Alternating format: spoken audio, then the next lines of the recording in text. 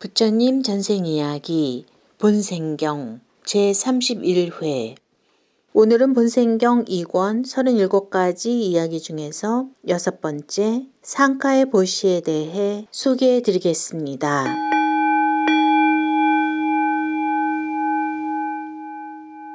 이 전생 이야기는 부처님께서 기원정사에 계실 때 모든 생활 필수품의 보시에 대해 말씀하신 것이다.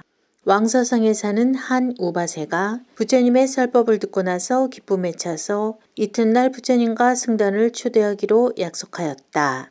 그리고 급히 집으로 돌아와서 집 앞에 장막을 치고 깨끗하고 장엄하게 꾸몄다. 이튿날 부처님은 500비구를 거느리시고 그 집에 도착하시어 마련된 훌륭한 자리에 앉으셨다. 그 우바세는 부처님을 위시한 500비구들에게 크고 훌륭한 보시를 행하였다. 이렇게 1회 동안 초대하여 보시를 행하고서 1회째 되는 날에는 갖가지 생활 필수품들을 보시하였다. 특히 그가 보시한 신발은 부처님께는 2,000금의 값어치가 나가는 것이었고 뛰어난 제자들에게도 값비싼 것을 보시하였다. 그는 이렇게 보시를 한 뒤에 가족들을 데리고 부처님 앞에 앉았다. 부처님은 미묘한 음성으로 그에게 고마움을 표하시며 이렇게 말씀하셨다. 우바세여, 그대가 갖가지로 보시한 것은 실로 광대하고 또 강대하도다. 그러니 그대는 기뻐하라. 내가 이 세상에 나오기 전 옛사람은 벽지불에게 한 켤레의 신을 보시하였었다. 그리하여 의지할 곳 없는 바다에서 파선을 당했을 때 신발을 보시한 과보로 그는 목숨을 건졌다. 지금 그대가 나를 위시한 이 교단의 모든 도구를 보시하였으니 그대의 이 신발의 보시에 대해 어찌 그 같은 과보가 없겠는가. 이렇게 말씀하시자 우바세가 부처님께 청하였다. 부처님, 신발을 보시하여 목숨을 구한 옛사람의 이야기를 들려주십시오. 그러자 부처님께서 그 전생 이야기를 들려주셨다. 바라나시가 아직은 몰린이라 불리고 있을 때의 일이다. 상카라는 이름의 대부호가 살고 있었다. 그는 아주 덕이 높은 사람으로 가난한 사람들과 나그네에게 보시하는 것을 기쁨으로 여기며 살아가고 있었다. 어느 날 그는 생각하였다. 지금 내게는 엄청난 재산이 있기 때문에 이 정도로도 막대한 보시를 할 수가 있다. 하지만 언젠가 재산은 다 해버릴 것이다. 그렇게 되면 보시를 베풀 수가 없다. 재산이 다 없어지기 전에 배를 타고 외국으로 나가서 장사를 해와야겠다. 그러면 사람들에게 더 많이 베풀 수 있으리라. 그는 아내와 자식들에게 자신이 집을 비우는 동안에도 보시를 게을리하지 말도록 당부하였다. 그리고는 몇 명의 하인을 데리고 양산을 들게 하고 신발을 신고서 여행에 나섰다. 그런 차림을 갖추지 않는다면 타는 듯한 폭염 속을 한 걸음도 나아갈 수 없기 때문이다. 한편 이때 히말라야에서는 벽지불로 존경받는 수행자가 신통력으로 상카의 여행을 지켜보고 있었다. 벽지불은 그 같은 신통력으로 상카가 타고 갈 배가 머지않아 해상에서 난파당할 것을 미리 알았다. 어떻게 해서든지 저 덕이 높은 사람을 도와줘야겠다. 벽지불은 곰곰이 생각하였다. 그렇다. 지금부터 저 남자에게 다가가자. 신심이 두터운 그는 분명히 저 양산과 신발을 내게 보시할 것이다. 그가 해상에서 난파당할 때 나는 그 보답이라는 명목으로 그를 구제할 수가 있으리라. 벽지불은 한 찰나에 공중을 가로질러 상가가 있는 곳과 아주 가까운 곳으로 내려왔다. 그 주변에는 격렬한 회오리바람이 모래를 실어 나르고 있었다. 또한 발밑에 모래는 마치 불에 달아오른 재처럼 뜨겁게 달아올라 있었다.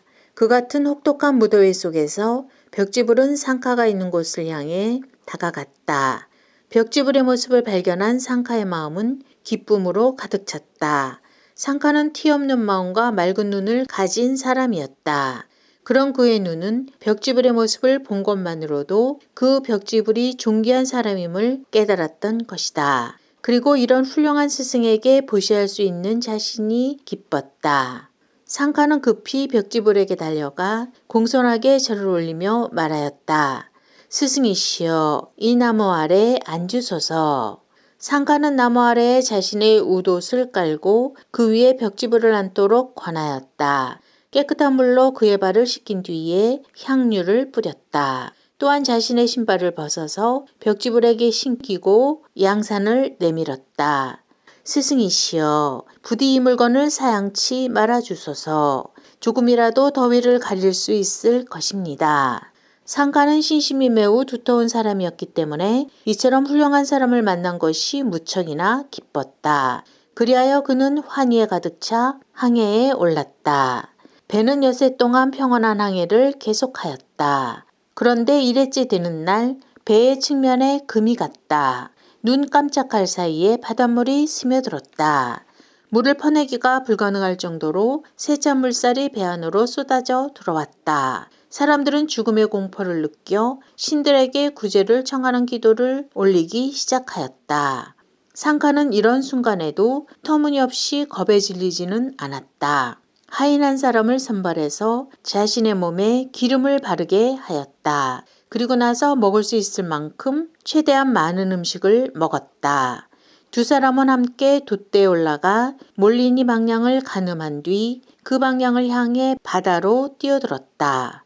배는 순식간에 침몰하였고 거의 모든 사람들이 그대로 바닷속으로 가라앉았다. 두 사람은 밤이고 낮이고 온 힘을 다해 헤엄쳐 나갔다. 바다에 뛰어든 지 일주일이 지나는 동안 두 사람은 바닷물로 입술만을 축일 뿐 좁쌀 한 톨 먹지 못하였다.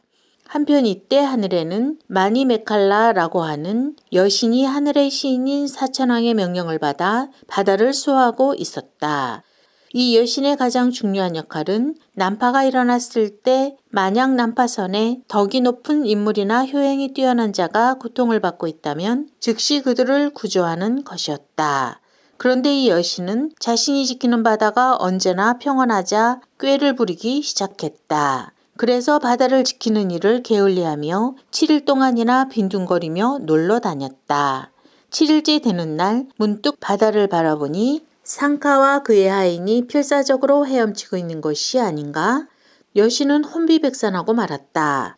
저토록 덕이 높은 사람이 물에 빠져 죽게 되었으니 큰일이다.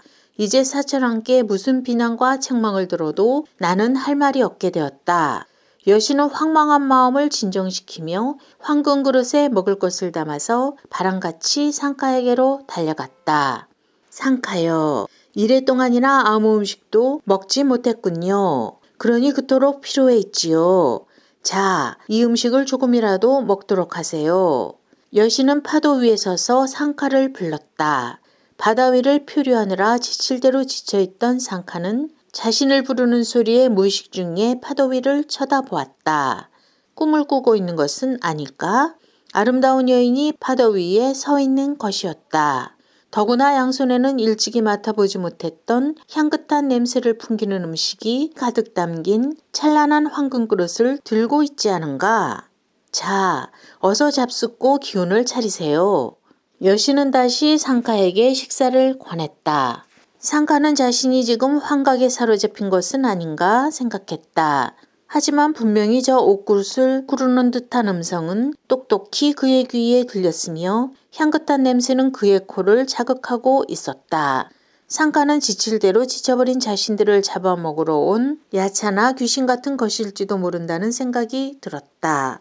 음식을 그냥 가지고 떠나시오. 나는 단식하고 있는 중이요.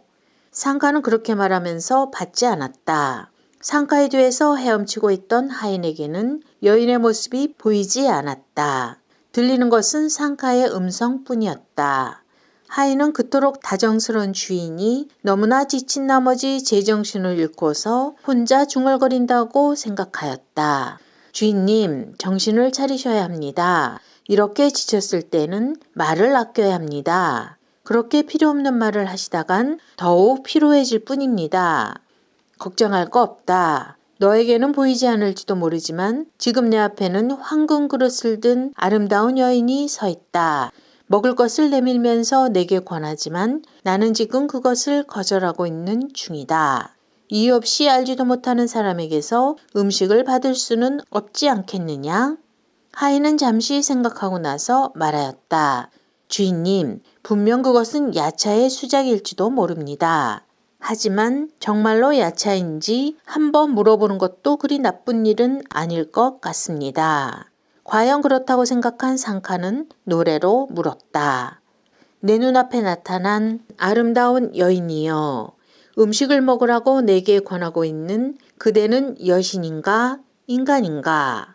그녀는 그제서야 자신이 의심받고 있음을 깨닫고서 딱 부러지게 답하였다. 상카여, 나는 여신입니다. 사악한 존재는 아니지요. 당신을 붙잡고 있는 이 드넓은 바다에서 당신을 구조하려고 나는 왔답니다. 이렇게 편한 자리와 맛난 음식을 준비하였으니 상카여, 이 밖에 더 원하는 것이 있다면 무엇이든 주저 말고 청하세요.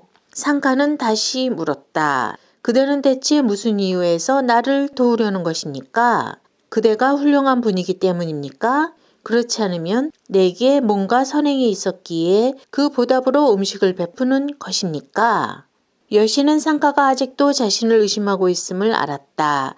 그래서 도와주러 나타난 이유를 노래로 일러주었다. 뜨거운 사막에서 피로에 지쳐 다친 발을 끌고 오던 벽지불이 계셨지요. 상카여, 그대는 신발을 정성스레 보시하셨습니다.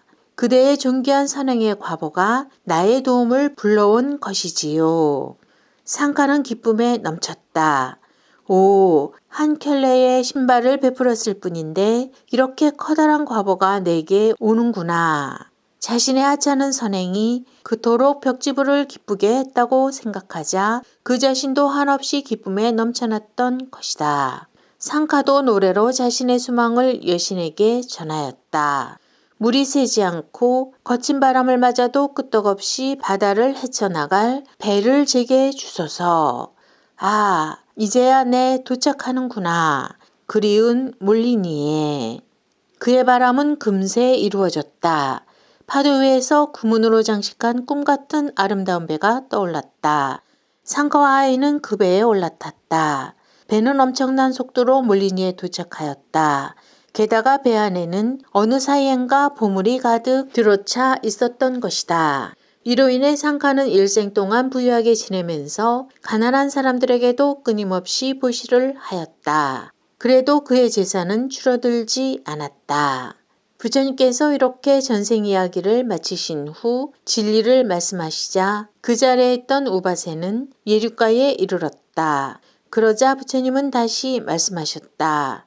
그때의 그 여신은 지금의 저 연하색 비구니였다. 하인은 지금의 아난다였으며 그 상카는 지금의 나였다.